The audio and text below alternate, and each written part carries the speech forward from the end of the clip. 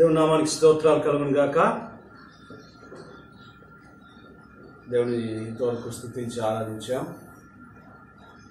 కొన్ని నిమిషాలు దేవునికి వర్తమానాన్ని వెనుక ముందు ప్రార్థన చేసుకుందాం. ప్రార్థన చేసుకుని దేవునికి వాక్యాన్ని విందాం. సర్వశక్తి మిక్కిలి కృపా కనికరముల దేవా, మహాపరిశుద్ధుడా, మీ ఘనమైన నామం బట్టి స్తుతిస్తున్నాం రాజా. లైవ్ ద్వారా దేవునికి వాక్యాన్ని వినిపించలేకపోయాం, నెట్వర్క్ ప్రాబ్లం వల్ల. మీరు సహాయం చేసి ఈ వీడియో ద్వారా అయినా ఈ ఆదివారపు వర్తమానాన్ని మీ ప్రజలందరూ విని ఆత్మీయమైన మేలులు పొందుటకు మీ కృపను, మీ సహాయమును, మీ సన్నిధిని మీ బిడ్డలకు అనుగ్రహించి కాపాడండి.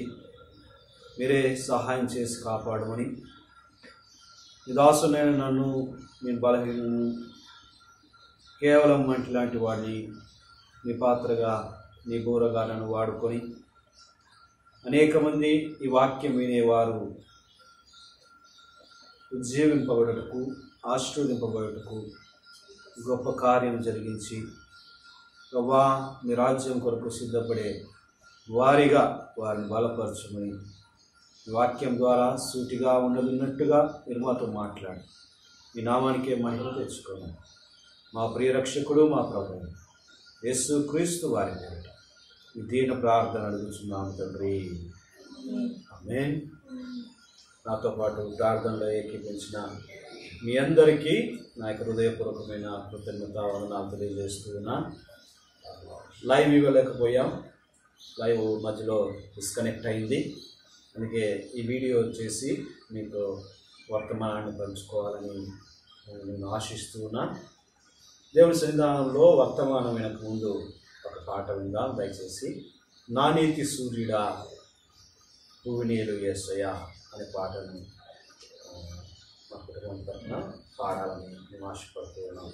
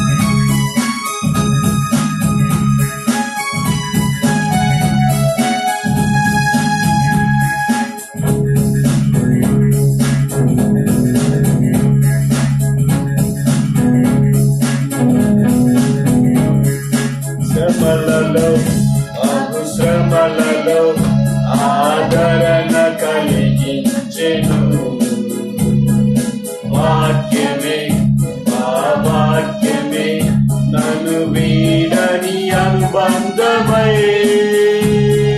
శ్రమలలో బహుశ్రమలలో ఆదరణ కలిగించెను.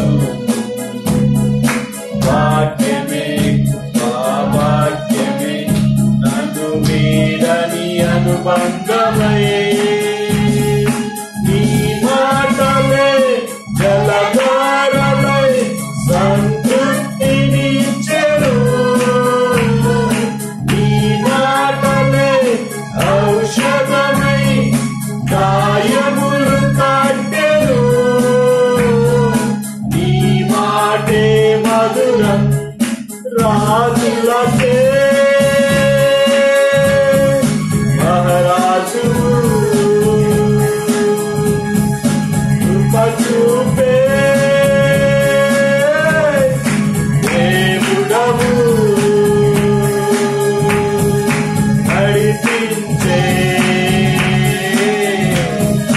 నజరేయుడా కాపాడే కాపరివే.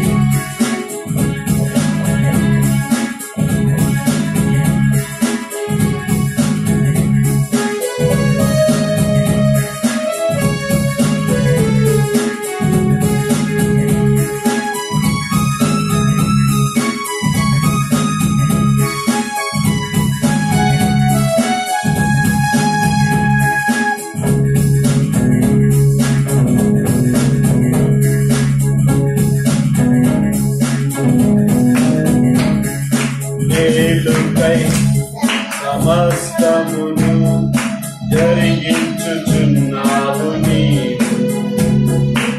ఏదియు వచ్చేయము నిన్నాశ్రయించిన వారికి. మేలుకై సమస్తమును జరిగించుచున్నావు నీవు. ఏదియు వచ్చేయవు నిన్నాశ్రయించిన వారికి. భీకరమైన కార్యములు చేయుచున్నవాడా నీవుడవై అధిక స్తోత్రములు పొందుచున్నవాడా గణపరతులు నిన్నే రాజులకే. యేసయ్యా నీవుంటే చాలునయ్యా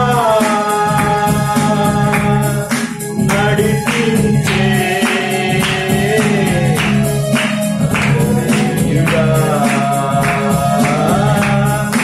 కాపాడే కాపరివే.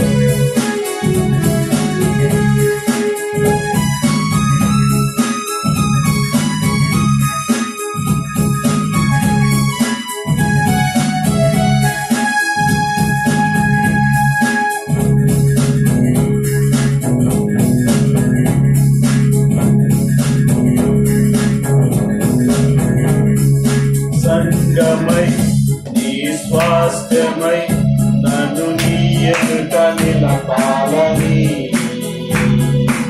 ఆత్మతో మహిమాత్మతో నన్ను ముద్రించి ఉన్నావు నీవు.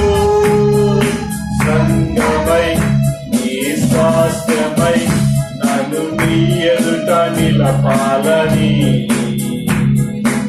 ఆత్మతో మహిమాత్మతో నన్ను ముద్రించి ఉన్నావు నీవు. వరములతో బలములతో నీకై బ్రతకాలని తుది శ్వాస నీ సన్నిధిలో విజయం చూడాలని ఆశతో ఉన్నానయ్యా, కరుణించే యేసయ్యా. నీ కోసమే నా జీవితం నిన్ను చేరే ఆశయం తీరాలని చేసే ఆ క్షణం కావాలయ్యా. నా నీతి సూర్యుడా నువ్వు నేను యేసయ్యా, సరిపోల్చలేను నీతో గనులైన వారిని. రాజులకే మహారాజువు కృప చూపే దేవుడవు, నడిపించే నజరీయుడా, కాపాడే కాపరివి.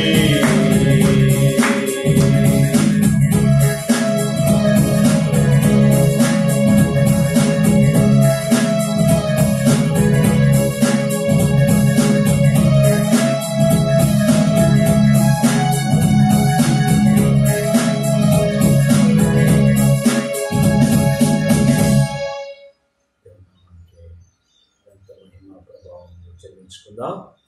మంచిది. పరిశుద్ధ గ్రంథం నుంచి ఈరోజు వాక్య ధ్యానం నిమిత్తమై మార్కు సువార్త 1వ అధ్యాయము 39వ వచనం నుంచి 45వ వచనం వరకు చదువుకుందాం.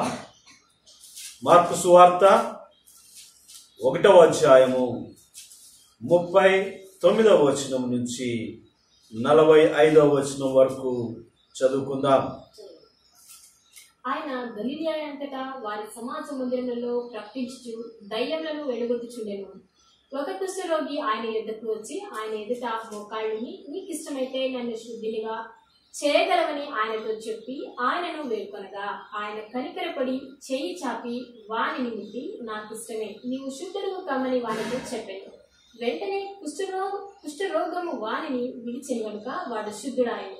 అప్పుడు ఆయన ఎవరితోనూ ఏమీ చెప్పకుంసుమి, కానీ నీవు వెళ్ళి వారికి సాక్షాత్తమై నీ దేహమును యాజకునికి కనబరుచుకొని నీవు శుద్ధుడవైనందుకు మోషే నియమించిన కానుకలను సమర్పించమని వానికి ఖండితంగా ఆజ్ఞాపించి వెంటనే వానిని పంపివేశాను. అయితే వాడు వెళ్ళి దానిని గురించి విస్తారంగా ప్రకటించుటకును ఆ సంగతి ప్రచురము చేయుటకును ఆరంభించెను కనుక ఆయన ఇక పట్టణములలో బహిరంగంగా ప్రవేశింపలేక వెలుపల అరణ్య ప్రదేశంలో నుండెను. నలుదిక్కుల నుండి జనులు ఆయన యొద్దకు వచ్చుచుండిరి. దేవుని నామానికి మంచిది. యేసుక్రీస్తు వారు ఈ లోకంలో జీవిస్తూ ఉన్నప్పుడు ఆయన అనేకమైన అద్భుత కార్యాలు చేశారు. అయితే ప్రతి అద్భుత కార్యానికి ముందు ప్రార్థన చేశాడు, వాక్యము బోధించారు. అందుకే ఇక్కడ జరిగిన ఈ సంఘటనలో మనము ఆలోచించినట్లయితే 39వ వచనంలో ఆయన గలిలయందంతటా వారి సమాజ మందిరంలో ప్రకటించుచు దయ్యములను వెళ్ళగొట్టుచుండెను. సమాజ మందిరంలో ప్రకటించుచున్నాడు, తర్వాత దయ్యములు వెళ్ళగొట్టుచున్నాడు. 35వ వచనం మనం చూస్తున్నాం. ఆయన పెందల కడనే లేచి ఇంకను చాలా చీకటి ఉండగానే బయలుదేరి అరణ్య ప్రదేశమునకు వెళ్ళి అక్కడ ప్రార్థన చేయుచుండెను. అంటే ఒక అద్భుత కార్యము చేయాలి అంటే, లేదా కొన్ని వేల ఆత్మలను రక్షించాలి అంటే దానికి ముందుగా యేసుక్రీస్తు ప్రభుల వారు ప్రార్థన చేశాడు. రెండవది వాక్యము బోధించాడు.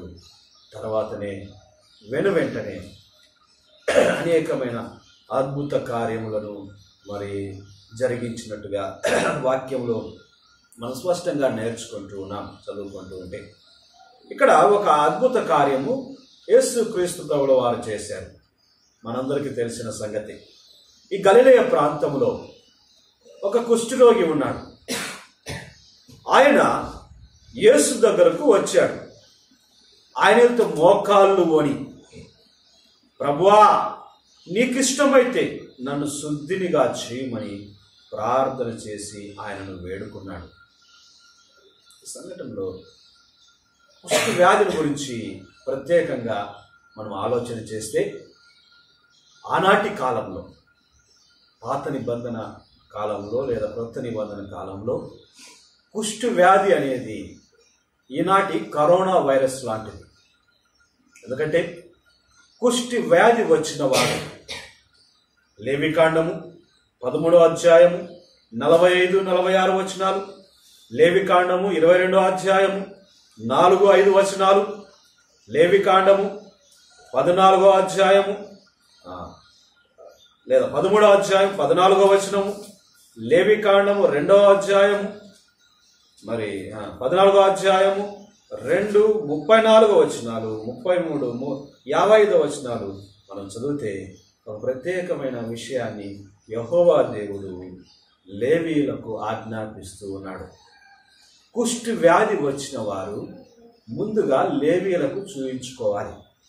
లేవీయులకు చూపించుకుంటే దాదాపు 7 సంవత్సరాలు ఎవరు వారిని 7 రోజులు ఎవరు తాకకుండా వారిని పెడతారు.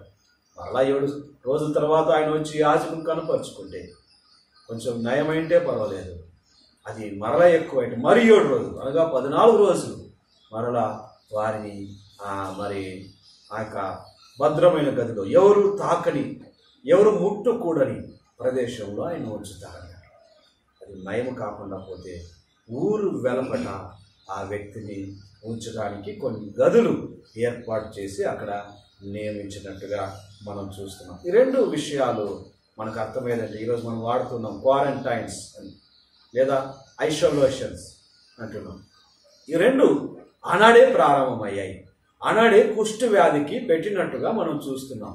ఎవరు తాకకూడదని, ఎవరు వాళ్ళతో ఆహారం తినకూడదని, వారు ముట్టిన వస్తువు ఇంకొకరు ముట్టుకోకూడదని నిబంధనలు ఈ యొక్క లేవికాండంలో మనం గమనిస్తున్నాం. అంతేకాదు సంఖ్యాకాండం 5వ అధ్యాయం 2వ వచనం మనం చూస్తున్నాం, వారు పాలెము వెలపట ఉండేవాళ్ళను. ఎక్కడ ఉండాలి వాళ్ళు? పాలెము వెలపట ఉండవలను. అనగా ఆ యొక్క ప్రత్యక్ష గుడారము లేదా ఈ యొక్క పాలెము ఇశ్రాయేలు ఎక్కడైతే నివాసం చేస్తున్నారో ఆ యొక్క నివాసానికి వెలపట ఉండాలి. అక్కడ ఉండడానికి వీలు లేదు అనే విషయాన్ని మనం గమనిస్తూ ఉన్నాం. ప్రియమైన సంగమా, ఆనాడు ఉన్న పరిస్థితి ఈరోజు కూడా మనం గమనిస్తున్నాం. అదే సంగతులు ఈరోజు జరుగుతున్నట్టు కూడా మనం గమనిస్తూ ఉన్నాం. పాలెము వెలపట ఉన్నారు. ఈరోజు క్వారంటైన్స్ అని ఊరు వెలపట పెడుతూ ఉన్నారు. ఈ యొక్క కరోనా వైరస్ బారిన పడిన వారు ఊరు వెలుపట వారిని జాగ్రత్తగా మనుషులు తిరగని ప్రదేశంలో ఉంచుతూ ఉన్నారు. కారణం ఇతరులకు సోకకుండా, ఎవరు తాకకూడదని, శుభ్రంగా కడుక్కోవాలని, ఇతరులు తాకిన వస్తువులను కడుక్కొని తీసుకోవాలని, చాలా ఇంట్లోనే ఉండాలని అనేకమైన నియమ నిబంధనలు, లాక్డౌన్ పరిస్థితి ఆ రోజే ఉన్నట్టుగా మనం చూస్తూ ఉన్నాం. అలాంటి పరిస్థితుల్లో ఉంటున్న ఒక కుష్ఠి రోగి యేసయ్య దగ్గరకు వచ్చాడు. యేసు ప్రభువా అని ఆయన పాదముల మీద మోకాళ్ళు ఉండి, నీకిష్టమైతే నన్ను బాగు చేయమని ప్రార్థన చేశాడు. అవునండి, ఈనాడు ప్రపంచాన్ని వణికిస్తున్న ఈ భయంకరమైన మహమ్మారి కరోనా వైరస్ ఎంతో భయంకరమైనది. మనం చదువుతూ ఉంటే వింటూ ఉంటే ఎంతో భయానక పరిస్థితులు ఉన్నాయి. ఇంకా ఇది ఎంత పెరిగిపోతుందో, దీని అంతమేంటో అంతు చిక్కలేని పరిస్థితుల్లో ఉంటున్నది. అయితే ఈ కుష్టి రోగి వలె, అనాది కాలంలో కరోనా వైరస్ లాంటి కుష్టి వ్యాధితో బాధపడుతున్న ఈ వ్యాధిగ్రస్తుని వలె మనము యేసు క్రీస్తు యొక్క పాదాల మీద పడాలి. ఎంతమంది ప్రార్థన చేస్తున్నారండి? ఇప్పటికే మనం లాక్డౌన్లో ఉండి దాదాపు 5 వారాలు అయిందండి. 5 ఆదివారాలు అయిపోయాయి. 5వ ఆదివారం ఎంతమంది ప్రార్థన చేస్తూ ఉన్నారు? దేవా, ఈ కరోనా బారిన పడిన వారందరినీ స్వస్థపరచండి అని ఎంతమంది మరి యేసుక్రీస్తు పాదాల మీద పడ్డారు. అంతేకాదు ఆయన యుద్ధకు వచ్చాడు. ఆయన యుద్ధకు రావాలంటే ధైర్యం ఉండాలండి. చాలామంది యేసుక్రీస్తు మందిరానికి రారు. ఎందుకంటే వారి అలవాట్లు వేరుగా ఉంటాయి, వారి బుద్ధులు వేరుగా ఉంటాయి, వారి యొక్క క్రియలు వేరుగా ఉంటాయి, వారి మాటలు వేరుగా ఉంటాయి, వారి పద్ధతులు వేరుగా ఉంటాయి. అందుకే క్రీస్తు సన్నిధానంలో గడప తొక్కాలన్నా, దైవజనులు కలవాలన్నా, వారితో మాట్లాడాలన్నా ధైర్యం చాలదు. కారణం ఏంటి అంటే వారి పాప భయం. అంటున్నాడు, రాయబడింది స్పష్టంగా, ఆయన యొద్దకు వచ్చి 40వ వచనంలో ఒక కుష్ఠరోగి ఆయన యొద్దకు వచ్చి అనే మాటను మనం చూస్తున్నాం. ఆయన మోకాళ్ళు వంగక ముందు ఆయన యొద్దకు వచ్చాడు. యేసయ్య యొద్దకు రావాలంటే సామాన్యమా? ఈరోజు ఈ లాక్డౌన్ పరిస్థితిలో యేసు వద్దకు వస్తేనే ఈ కరోనా వైరస్ వెళుతుంది ప్రియులారా. అది మనం గ్రహించాలి. యేసు యొద్దకు రావాలంటే నీకును ఆయనకు అడ్డుగా ఉన్న పాపములు తొలగింపబడాలి, పశ్చాత్తాపపడాలి, కడిగి వేయబడాలి. వాటిని తొలగించాలంటే యేసు రక్తంతో మన పాపములన్నీ కడగబడాలి. అందుకే మన పాపములు ఒప్పుకొని ఆయన సన్నిధానానికి వస్తే మన మోకాల్లోని ప్రార్థన చేయొచ్చు. ఆ కుష్ఠరోగికి అర్థమైంది, యేసు యుద్ధకు వచ్చాడు వారు ఎత్తుకుంటూ. ఆయనకు యోగ్యత లేదు. కుష్ఠరోగులు ఎవరిని తాకకూడదు, సమీపంగా రాకూడదు. అయితే యేసయ్య దగ్గరకు వచ్చాడు. యేసయ్య దగ్గరకు వచ్చాడు. ఈరోజు యేసయ్య దగ్గరకు వద్దామా? మన పాపాలను బట్టి పశ్చాత్తాపపడదామా? కడిగి వేసుకుందామా? పరిశుద్ధులుగా ఆయన సన్నిధానంలో మోకరిద్దామా? మోకరించి ఇంకా ఏం చేశాడు? ఆయన పాదముల మీద పడి బ్రోకాల్లోని నీకిష్టమైతే నన్ను శుద్ధినిగా. ఆయన ప్రార్థనలో వ్యత్యాసం కనబడుతుంది. ఆయన యుద్ధకు వచ్చుట, మోకాళ్ళు వంగుట, 3వ ప్రక్రియ మనం చూస్తున్నాం. నీకిష్టమైతే నన్ను శుద్ధినిగా చేయి. మనం దేవునికి ఆజ్ఞాపిస్తూ ఉంటాము, చేసేది ఎలా అని ఆజ్ఞాపిస్తున్నాం. నువ్వెవరు, నేను ఆజ్ఞాపించడానికి? మనం నరమాత్రం కదా, మనకు ఆజ్ఞాపించడానికి అధికారం ఉన్నదా? ఏమండి, మనం అందరం పాపులమై నశించిపోతున్నాం. అయితే దేవుని చిత్తానికి అప్పగించాలి. దేవా, నీకిష్టమైతే, నీ చిత్తమైతే, నీ సంకల్పమైతే నన్ను శుద్ధినిగా చేయి. మన ప్రార్థన ఇలాగుండాలి. ఈరోజు మనం దేవుని అడగాలి, దేవా, కరోనా బారిన పడిన వారిని మీకిష్టమైతే, మీ చిత్తమైతే స్వస్థపరచు. వైరస్ మీ చిత్తమైతే తొలగించు అని ప్రార్థించబద్దులమై ఉంటున్నాం. మన ప్రార్థన విధానం, మన ప్రార్థన శైలి మారాలి. ఆయన చిత్తమునకు అప్పగించాలి. ఎందుకంటే ఆయన చిత్తము నెరవేర్చకుండా ఏది ఆయన ఆపడు. అందుకే ఆయన చిత్తాన్ని అప్పగించాలి. ఆయన చిత్తం జరిగేటట్టుగా ఆయన చిత్తం కొరకు మనం ప్రార్థించాలి. దేవా, నీ చిత్తమైతే శుద్ధినిగా చేయి. నీ చిత్తమైతే మా దేశాన్ని, మా రాష్ట్రాన్ని, ప్రపంచాన్ని మీరు రక్షించండి. మీ చిత్తం జరిగించండి అని ప్రార్థన చేయాలి. ఇక్కడ చూస్తున్నాం, ఎప్పుడైతే ఆ మాట అన్నాడో ప్రభు అంటున్నాడు, ఏమంటున్నారు చూడండి, ఆయన కనికరపడి. మనం ఈ విధమైన ప్రార్థన చేస్తే దేవుని కనికరం పొందుతాము. దేవుని కనికరం కావాలా అంటే మొట్టమొదటిగా దేవుని యొద్దకు రావాలి. దేవుని యొద్దకు రావాలి, పాప పశ్చాత్తాపంతో రావాలి. రెండవది, ఆయన యొక్క మోకాళ్ళు వంగాలి, ప్రార్థన చేయాలి.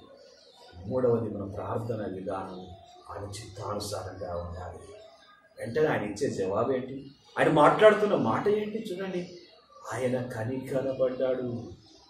మనం ఈ విధమైన ప్రార్థన చేస్తే ఖచ్చితంగా కనికరపడతాడండి. ఆయన కనికర సంపూర్ణుడై ఉంటున్నాడు, కరుణా గల దేవుడై ఉంటున్నాడు, ఆయన కనికరపడవాడై ఉంటాడు. మనం ప్రార్థన చేస్తే వినడా? మనము ఆయన చిత్తంలోకి అప్పగిస్తే ఆయన చిత్తం నెరవేర్చడా? అందుకే ఆయన కనికరపడ్డాడు. తర్వాత ఇంకేమంటున్నాడు, ఆయన కనికరపడి చెయ్యి చాపి పరలోకము నుండి ఆయన చెయ్యి చాపుతాడట. ఈ భూలోకం నుండి చాపి ఎవరైతే బాధితులుగా ఉన్నారో వారిని ముట్టువాడై ఉన్నాడు, వారిని తాకువాడై ఉన్నాడు. యాక్చువల్గా ఈ యొక్క కుష్ఠ రోగులను ఎవరు తాకకూడదనే రూల్ ఉందండి. యేసుక్రీస్తు శరీరధారిగా ఉన్నప్పుడు ఈ కుష్ఠ రోగంతో బాధపడుతున్న, ఈ కరోనా వైరస్ కంటే భయంకరమైన మందు లేని రోగంతో బాధపడుతున్న ఈ కుష్ఠ రోగిని యేసుక్రీస్తు ప్రభువు వారు తాకారు, ముట్టుకున్నారు. ముట్టుకొని ఏమంటున్నాడు, నాకు ఇష్టమే, మీరు శుద్ధుడో కాదు, ఎంత నచ్చమాట. దేవుని చిత్తంగా అప్పగిస్తే దేవుడు ఎప్పుడు కూడా తన అనుకూలాన్ని మన పట్ల నెరవేర్చువాడై ఉన్నాడు. ఆయన ముట్టుకున్నాడు, తాకాడు, బిడ్డ నాకు ఇష్టమే, నేను నిన్ను స్వస్థపరుస్తాను, నువ్వు శుద్ధుడు కా అన్న వెంటనే ఆయన అనేక సంవత్సరాలుగా బాధపడుతున్న ఆ కుష్టి వ్యాధి నుంచి విడుదల పొందాడు, బాగుపడ్డాడు, స్వస్థపరచబడ్డాడు. మీకు ఇక్కడ రాయబడింది, ఆయన శుద్ధుడాయను. 42వ వచనం మనం చూస్తున్నాం. వెంటనే కుష్ఠరోగము వారిని విడిచెను కనుక వాడు శుద్ధుడాయను. దేవుడులారా, శుద్ధుడైపోయాడు, బాగుపడిపోయాడు. దేవుడు ఒక్కసారి తాకి నాకు ఇష్టమే, నీవు శుద్ధుడు కన్ను అని ఆజ్ఞాపించిన వెంటనే ఆ యొక్క కుష్టి వ్యాధి, మరణకరమైన వ్యాధి, మందు లేని వ్యాధి తొలగిపోయినట్టుగా మనం చూస్తున్నాం. మనం ఈ విధంగా ప్రార్థన చేద్దామా? చేస్తే యేసయ్య తాకడానికి సిద్ధంగా ఉన్నాడు, కనికరపడడానికి సిద్ధంగా ఉన్నాడు. తన యొక్క కరుణగల హస్తము చాపి స్వస్థపరిచి శుద్ధులుగా చేయడానికి సిద్ధంగా ఉన్నాడు. ఇక్కడ జరిగిన ఒక విచిత్రమైన సంఘటన మనం చూస్తున్నాం. యేసుక్రీస్తు ఆయన చెప్పాడు, నువ్వు వెళ్ళి యాజకుడు కనపరుచుకోయా నీ దేహాన్ని, ఎందుకంటే నువ్వు ఈ యొక్క పట్టణంలో ప్రవేశించాలి లేదా ఇశ్రాయేలు దేశంలో ప్రవేశించాలి అంటే యాజకులు నిన్ను పరీక్షించాలి కదా, వెళ్ళి వారికి కనపరుచుకోమన్నాడు. మోషే నియమించిన ఆజ్ఞ సమర్పించు అని చెప్పాడు. సాక్షాత్తమే సమర్పించు, అయితే ఒకటి మాత్రం ఎవరితో చెప్పకు అని చెప్పాడు. 3 ఆజ్ఞలు ఆజ్ఞాపించాడు. ఈ కుష్టి వ్యాధి కలిగిన వ్యక్తికి, కుష్టి వ్యాధి నుంచి స్వస్థపరచబడిన వ్యక్తికి తెలియజేస్తే ఆ వ్యక్తి ఏం చేశాడంట, వాడు వెళ్ళి 45 వాడు వెళ్ళి దానిని గూర్చి విస్తారంగా ప్రకటించాడు. హల్లెలూయా, దేవుని నామానికి స్తోత్రాలు పిల్లారా. అయితే వాడు ఏం చేశాడంట, స్వస్థ పొందిన ఈ కుష్టి వ్యాధిగ్రస్తుడు ఏం చేశాడంట, విస్తారంగా ప్రకటించాడు.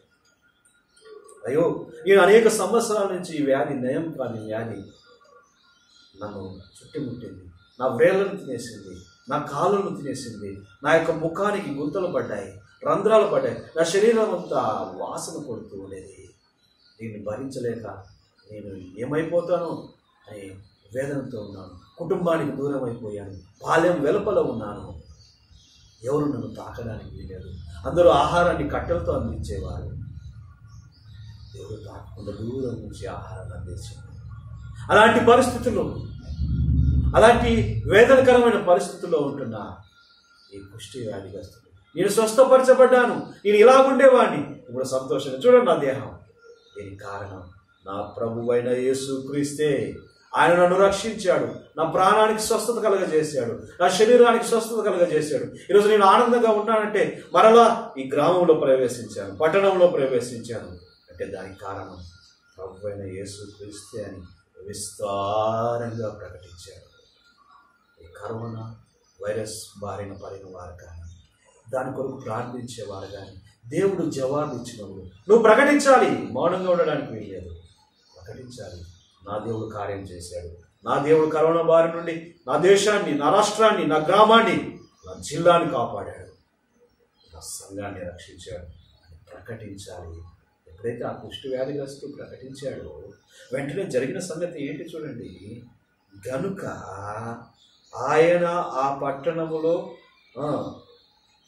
ఆ సంగతి ప్రచురం చేయుట ఆరంభించను గనక ఆయన ఆ పట్టణంలో బహిరంగంగా ప్రవేశింపలేక వెలుపల అరణ్య ప్రదేశంలో నుండెను.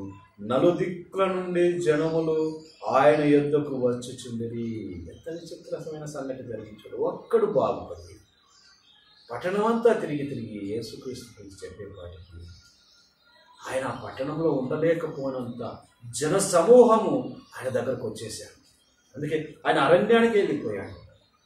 అరణ్యంలో వెళ్తే నలుదిక్కుల నుండి, నలువైపులో, తూర్పు, పడమర, ఉత్తర, దక్షిణ ప్రదేశాల నుండి యేసుక్రీస్తు దగ్గరకు జన సమూహాలు పరిగెత్తుకుంటూ వచ్చి ఆయన మాటలు విన్నారు, స్వస్థపరచబడ్డారు. ఒకరోజు లాక్డౌన్ ముగిసిపోతుంది. ఒకరోజు నీ ప్రార్థన విని ఈ రోగాన్ని దేవుడు గద్దించనై ఉన్నాడు తన చిత్తానుసారంగా. అయితే మన దేశంలో జరగబోయే విషయం ఏంటో తెలుసా? మనం చేయవలసింది, మన బాధ్యత నలుమూలలా వెళ్ళి ప్రచురం చేయాలి. ఈ కరోనా బారి నుండి తప్పించిన వాడు నా దేవుడు, నా రక్షకుడు, నా విమోచకుడు. ఆయన నమ్ముకోండి. ఆయన వల్లనే రక్షణ. పాప వైరస్ నుండి తప్పించేవాడు ఆయనే. నీ పాపాలు క్షమించబడాలంటే ఆయన ద్వారానే, ఆయన రక్తం ద్వారానే పరిహరింపబడుతుంది అని ప్రపంచమంతా నలుమూలలా మనం ప్రకటించి మరి రక్షణ సువార్తను తెలియజేస్తే అప్పుడే అండి నలుమూలల నుండి గుంపులుగా మన దేశ ప్రజలు, గ్రామ ప్రజలు యేసుక్రీస్తు దగ్గరకు రానై ఉంటున్నారు. దేవునికి సమర్పించుకోండి, ఒక తీర్మానం తీసుకోండి. ఒకరోజు లాక్డౌన్ ముగిసిపోతుంది. ఈ లాక్డౌన్ ముగిసిన తర్వాత నేను వెళ్ళి ప్రకటిస్తా, నిన్ను గురించి తెలియజేస్తా. నీ రక్షణ సువార్త ప్రపంచమంతా లేదా నా గ్రామం అంతా, నాకు ఇవ్వబడిన ప్రదేశాలలో నువ్వు నాకు ఎంత సహాయం చేస్తే అంతగా వెళ్ళి నేను అలుపెరగక ప్రచురం చేస్తా. నేను ప్రచురించాడు. ఆ పట్టణస్థులందరూ నలువైపుల నుంచి వచ్చేసారు. నువ్వు ప్రకటిస్తే దేవుడు కార్యం చేయడానికి సిద్ధంగా ఉన్నాడు. నువ్వు ఈరోజు తీర్మానం తీసుకోవాలి. దేవా, కరోనా బారి నుండి నువ్వు రక్షిస్తే, మా దేశాన్ని రక్షిస్తే, మా గ్రామాన్ని, పట్టణాన్ని, జిల్లాని నువ్వు రక్షిస్తే నా తీర్మానం ఇది. నేను వెళ్ళి సువార్త ప్రకటిస్తా. ఈ భారం మన మీద దేవుడు పెట్టాడు. అందుకే ఈరోజు దేవుడు పరిశుద్ధాత్మ దేవుని యొక్క ప్రేరేపణ ద్వారా మీతో మాట్లాడుచున్నాడు. అమ్మా, అయ్యా, తీర్మానం తీసుకుందామా? దేవా, లాక్డౌన్ ఎత్తివేయబడిన వెంటనే నేను వెళ్ళి ప్రజలకు బోధిస్తాను. వాళ్ళు ఎలాంటి వారైనా నేను పని చేసే చోట కానీ, నేను ప్రయాణం చేసే చోట కానీ, నేను ఉన్న గ్రామంలో కానీ, నా బంధువులు కానీ, నా కుటుంబీకులు కానీ, నా శత్రువులు కానీ, నా మిత్రులు కానీ, ఎవరైనా వాళ్ళ దగ్గరికి వెళ్ళి ప్రచురం చేస్తా, నిన్ను గురించి తెలియజేస్తా దేవా. తద్వారా నలుమూలలా నా దేశము నుండి నీ యొద్దకు రావాలి, తమ పాపం నుండి పశ్చాత్తాపపడాలి, నిన్ను నమ్ముకోవాలి, ప్రతి వాని మోకాలు నీ ఎదుట వంగాలి దేవా, నీ రాజ్యము రావాలి దేవా అని నువ్వు ప్రార్థన చేస్తే దేవుడు ఈరోజు నీ ప్రార్థన వినడానికి సిద్ధంగా ఉన్నాడు. చేద్దామా అలాంటి ప్రార్థన చేద్దామా? మరొకసారి జ్ఞాపకం చేస్తున్నాం. ఈ కుష్ఠరోగి యేసయ్య యొద్దకు వచ్చాడు. అనగా మనం యేసయ్య యొద్దకు వెళ్ళాలంటే మన పాపాల గురించి యేసయ్యకి చెప్పి పశ్చాత్తాపపడి ఒప్పుకొని వాటిని విడిచిపెట్టి మనం ప్రార్థన చేయాలి. మోకాలుని ప్రార్థన చేశాడు, సాగిలపడ్డాడు ఆయన. మనం ప్రార్థన చేయాలి. మన ప్రార్థన ఎలా ఉండాలంటే మనం దేవునికి ఆజ్ఞాపించే ప్రార్థన కాదు, నీ చిత్తం జరిగించు అంటే దేవుడు ఖచ్చితంగా కార్యం జరిగించి నాకు ఇష్టమే నేను స్వస్థపరుస్తానని ఆయన కనికరం చూపించి ముట్టి ఆకాశం నుండి తన యొక్క బలమైన చేతిని మన మీద, మన దేశం మీద, మన రాష్ట్రం మీద, జిల్లా మీద, పట్టణం మీద, గ్రామం మీద ఉంచి స్వస్థపరచువారు. అంతేకాదు ఆయన కార్యం జరిగించినప్పుడు మనం మౌనంగా ఉండకుండా దేవా నేను తీర్మానించుకున్నాను, నేను వెళ్ళి చెప్తాను. ఇప్పటికే సమయం వృధా అయిందయ్యా, చాలా సమయం వృధా చేశాను. రక్షింపబడినప్పటి నుంచి ఒక్కరికి నేను సువార్త చెప్పలేదు దేవా. ఇప్పుడు నేను తీర్మానం తీసుకుంటున్నాను, నేను వెళ్ళి సువార్త చెప్తాను. నేను తీర్మానం తీసుకుంటున్నాను. నలుగు దిశల నుండి అనేక మంది యేసుక్రీస్తు తెలుసుకోవడానికి రాబోతున్నారు. ఇది దేవుని యొక్క వాక్యం, నా మాట కాదు, ఇది వాస్తవం, సత్యం. ఇది జరగనై ఉంటున్నది. ఇది ప్రవచన గ్రంథం. దేవుడు లాక్డౌన్ తర్వాత జరిగించేది ఇది గ్రహించి మనం తెలుసుకొని దేవునికి మన కాబట్టి ఆ విధంగా మనం సిద్ధపాటు కలిగి దేవుని మహిమార్థమై జీవిద్దాం. దేవుని మహిమార్థమై మన దేశాన్ని రక్షణలో నడిపించడానికి మనం ముందు కొనసాగుదాం. దేవుని కనికరం కొరకు ప్రయత్నం చేద్దాం. అందరూ మోకరిద్దాం. దేవుని సన్నిధానంలో ప్రార్థన చేద్దాం. నాతో పాటు ఏకీభవించి దేవుని అడుగుదాం. దేవా, ఈ కరోనా వైరస్ నుంచి మేమందరూ లాక్డౌన్ పరిస్థితిలో ఉన్నాం. అయితే మేము ప్రార్థన చేస్తున్నాం. ఆనాడు కుష్ఠరోగం ఎలాగైతే మీరు బాగు చేశారు, ఆయన నీ యొద్దకు వచ్చినట్టుగా మేము నీ యొద్దకు వస్తున్నాం. మనుషులు చేయి వదిలేశారు, డాక్టర్లు చేయి వదిలేశారు, అందరూ దూరంగా ఉన్నారు. నువ్వు మాత్రం సమీపంగా ఉన్నావు. దేవా, నీ యొద్దకు వచ్చినప్పుడే స్వస్థత కలిగింది. అందుకే మేము నీ యొద్దకు వచ్చి మా పాపాలు ఒప్పుకుంటున్నామని దేవుణ్ణి అడగండి. అంతేకాదు పిల్లరా, ఆయన ఎదుట మోకరించి ప్రార్థన చేయండి. ఆ పాపాలు విడిచిపెడుతున్నాను దేవా, విడిచిపెట్టి నేను ప్రార్థన చేస్తాను, మోకరిస్తాను, ఎక్కువ సమయం ప్రార్థనలు గడుపుతాను. అంతేకాదు నా ప్రార్థన ఇప్పటి నుంచి నీ చిత్తములకు అప్పగిస్తాను. జరిగే తీరాలని నా ఆలోచన ప్రకారం కాకుండా నీ చిత్తమైతే అని ప్రార్థన నీకు అప్పగిస్తాను. ప్రార్థన చేస్తే దేవా, నువ్వు ఆకాశం నుంచి చేయించాలి, ఆమె ముట్టినందుకు మీకు వందనాలు. దేవుడు ఖచ్చితంగా కార్యం చేసినప్పుడు దేవుని స్తుతించడం మాత్రమే కాకుండా ఇంకొక తీర్మానం తీసుకుని ఒకరోజు లాక్డౌన్ ఎత్తబడుతుంది, దేవా ఎత్తివేయబడుతుంది. మీరు మా దేశాన్ని రక్షిస్తారు. మా ప్రార్థన నేను ఖచ్చితంగా మేము నమ్ముచున్నాం. అయితే ఈ తీర్మానం తీసుకుంటాను. నలు దిశలా వెళ్ళి నాకు సాధ్యమైనంత ప్రజల దగ్గరకు వెళ్ళి సువార్తను ప్రకటిస్తాను. ఇప్పటికే సమయం వృధా చేశాను, ఇక్కడ నుంచి చేయను దేవా అని ఒక తీర్మానం తీసుకున్నాం. తద్వారా మన దేశం రక్షించబడుతుంది, గ్రామాలు క్రీస్తు యొద్దకు నడిపించబడతాయి. ఆ రాజ్యం కొరకు మనం అందరం సిద్ధపడతాం. మనం అందరం ఎత్తబడే గుంపులో ఉండేవారిగా ఉంటాం. ప్రార్థించండి. ప్రేమ, కృపా, కనికరముల దేవా, మహాపరిశుద్ధుడా, ఈ ఘనమైన ఉన్నతమైన నామం బట్టి స్తుతిస్తున్నాం. ఈ స్వరం వింటున్న వారు ఎందరైతే ప్రార్థనలో ఏకీభవించారు, విన్న వాక్యం ప్రకారం వారందరూ నడుచుకుంటూ మీరు సహాయం చేయండి దేవా. ఆనాడు కుష్ఠవ్యాధిని స్వస్థపరిచిన దేవుడు ఈరోజు కరోనా వైరస్ బారిన పడి ఉన్న వారిని కూడా మీరు స్వస్థపరచండి. మేము విశ్వసిస్తున్నాం కనుక కార్యం జరిగించి స్వస్థపరచండి. దీనికి కారణం మేమందరం పాప పశ్చాత్తాపడాలి. నీ యొద్దకు రావాలంటే మాకు ధైర్యం చాలదు. మాకును మీకును అడ్డుగా ఉంటున్న ఈ పాపపు పత్రాన్ని తుంచివేసిన యేసు క్రీస్తు నామంలో మేమందరము ప్రభువా మరి రక్షింపబడటకు సహాయం చేయండి. మరలా మా పాపాలను ఒప్పుకొని విడిచిపెట్టి దేవా నీ ఎదుకు వచ్చి ధైర్యంగా నీ ఎదుట మోకాల్లో ఉండి ప్రార్థించుటకు, నీ చిత్తం కొరకు కనిపెట్టుటకు దేవా మీరు కార్యం జరిగించిన తర్వాత కనికరం పడి ఆకాశం నుండి నీ చెయ్యి చాపి మా దేశాన్ని మా ప్రజలను రక్షించిన తర్వాత మేము వెళ్ళి సువార్త ప్రకటిస్తున్నాము అనే తీర్మానం నిశ్చయాన్ని స్థిరపరచున్నట్టుగా మా అందరికీ ప్రభువా మీరే సహాయం చేయండి. అందరి జీవితాలలో పరిశుద్ధాత్మ దేవుని యొక్క కార్యం జరిగించి మమ్మల్ని అందరినీ ఆ విధంగా వాడుకొని రాజ్యం కొరకు మమ్మల్ని సిద్ధపరచు మీరే మహిమ పొందండి దేవా. మా దేశ నలుమూలల నుండి అనేక మంది రక్షింపబడటకు మీ చిత్తమైతే మాకు అవకాశం కల్పించండి వేడుకుంటూ ఈ దీన ప్రార్థన మా ప్రభువును మా రక్షకుడైన యేసు క్రీస్తు వారి పేరిట అడిగి ప్రతిమాని వేడుకొంచున్నాము తండ్రి, ఆమేన్. మన తండ్రి అయిన దేవుని ప్రేమ, కుమారు యొక్క కృప, పరిశుద్ధాత్ముని యొక్క అన్యోన్యత్య సహవాసం ఇప్పుడు ఎల్లప్పుడూ దేవుని ప్రేమించే బిడ్డలకు ఈశ్వరం ఉన్న వారందరికీ కృపయు సమాధానములు సదాకాలం తోడయుగాక. ఆమేన్. అందరికీ వందనాలు. దేవుడు దీవించుగాక. అయితే ప్రియులరా, మనమందరం ఎక్కువ సమయాన్ని ప్రార్థనలు గడుపుదాం, వాక్యం చదువుదాం. నేను చెప్పిన రీతిగా మరి వాక్యానుసారంగా మనం దేవుని సన్నిధానంలో ఎక్కువ సమయాన్ని వ్యక్తిగతంగా కుటుంబపరంగా కూడుకొని దేవుని ప్రార్థన చేద్దాం. దేవుడు మనల్ని రక్షించువాడై ఉన్నాడు. అప్పుడు విన్న దేవుడు ఇప్పుడు మన స్వరాన్ని వినడానికి ఎల్లప్పుడూ సిద్ధంగా ఉన్నాడు. మనమే మౌనంగా ఉండకండి. దేవుని సన్నిధానికి రావాలని దేవుడితో మనం చేస్తున్నాం. మీకేమైనా ఇంకా ప్రార్థన అవసరం ఉంటే మాకు తెలియజేయండి. మా యూట్యూబ్ ఛానల్లో మీరు సబ్స్క్రైబ్ చేసి మా కార్యక్రమాలు మేము పంపిన వెంటనే మీకు తెలియాలంటే సబ్స్క్రైబ్ చేసుకోండి.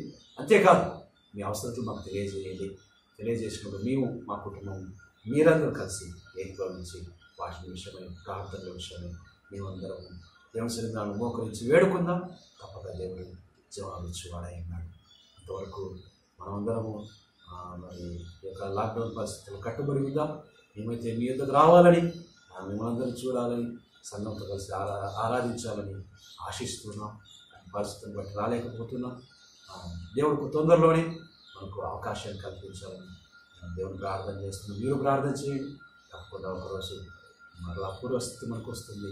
మరి ఎక్కువగా కూడుకొని బలపరచబడి దేవుని మాట్లాడే సిద్ధపడి ఆశీర్వదించబడి అటు పరిశుద్ధాత్మ దేవుడు ఈ యొక్క స్వరం వింటున్న వారందరికీ అనుగ్రహించి ఆశీర్వదించిన దాకా అందరికీ వందనాలు.